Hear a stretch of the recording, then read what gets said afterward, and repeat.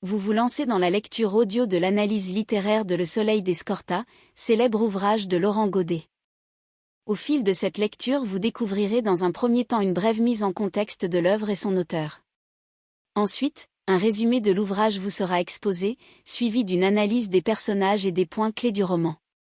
Une fois ces différents points abordés, il ne nous restera plus qu'à conclure cette écoute par quelques questions qui pourront alimenter encore davantage votre réflexion. L'auteur. Laurent Godet est un écrivain et dramaturge français né à Paris en 1972. Auteur à succès, ses romans lui ont déjà rapporté plusieurs prix littéraires, dont le Goncourt en 2004 pour Le Soleil d'Escorta. Principalement connu pour ses romans, c'est pourtant à la scène que cet ancien élève de lettres modernes, auteur d'une thèse sur le théâtre contemporain, consacre une bonne part de sa carrière littéraire. Plusieurs de ses pièces, dont Combat de possédés 1999 et Pluie de cendres 2001, ont été jouées en Europe.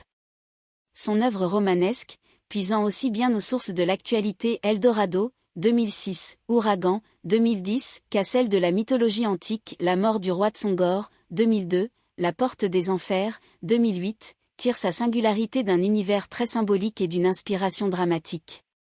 L'œuvre Le Soleil d'Escorta, publié en 2004, raconte le destin malheureux de la lignée Scorta, issue d'un brigand.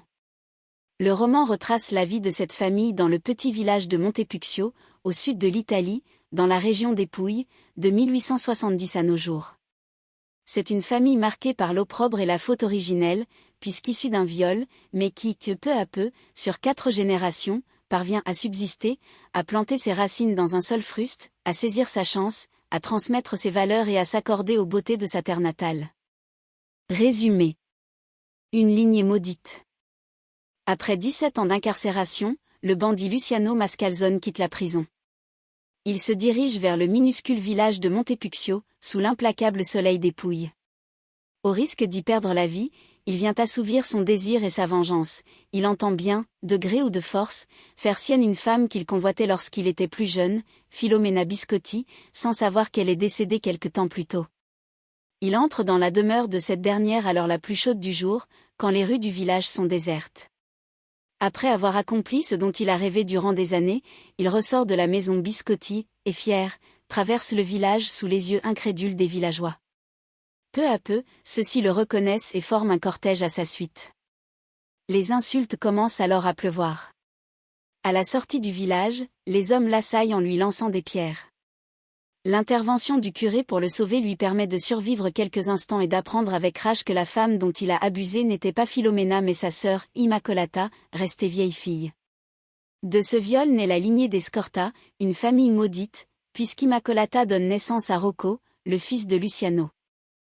À la mort de la mère, l'enfant est protégé par le curé Don Giorgio de la barbarie des villageois qui souhaitent l'éliminer. Adulte, il suit le même chemin que son père et devient un bandit redouté par tout Montepulciano. Il épouse une femme surnommée la Muette, avec qui il a 3 enfants, Domenico, Giuseppe et Carmela. Ceux-ci sont méprisés et évités par tous les villageois, sauf par Raphaël, leur seul ami. Par conséquent, Don Giorgio incite les 3 enfants à partir et les fait embarquer sur un paquebot en direction de New York. Le respect du pacte. Quelques années plus tard, après une apparition publique remarquée, Rocco se présente à Don Giorgio à qui il confesse sa vie tissée de crimes. Il fait don de sa fortune à l'Église, et par là même, condamne ses enfants à la misère. Il signe avec le prêtre un pacte, en échange de son don, l'Église devra offrir à tous ses descendants des enterrements fastueux. Au petit matin, Rocco s'éteint et Don Giorgio, honorant le pacte sous les yeux étonnés des villageois, l'enterre comme il se doit.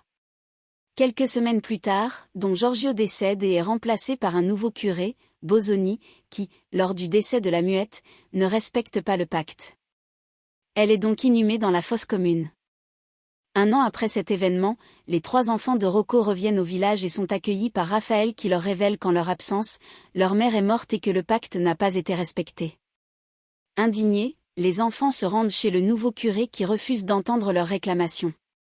Avec l'aide de Raphaël, ils déterrent leur mère de nuit pour lui donner une sépulture digne, ils l'enterrent hors de l'enceinte du cimetière. Le geste des enfants révolte le curé, mais reçoit le soutien des villageois. Ceux-ci, superstitieux, craignent une vengeance post-mortem de Rocco si sa femme ne bénéficie pas. Nous espérons que vous avez apprécié cet aperçu. Pour continuer à écouter ce livre audio sur Google Play Livres, utilisez le lien dans la description de la vidéo.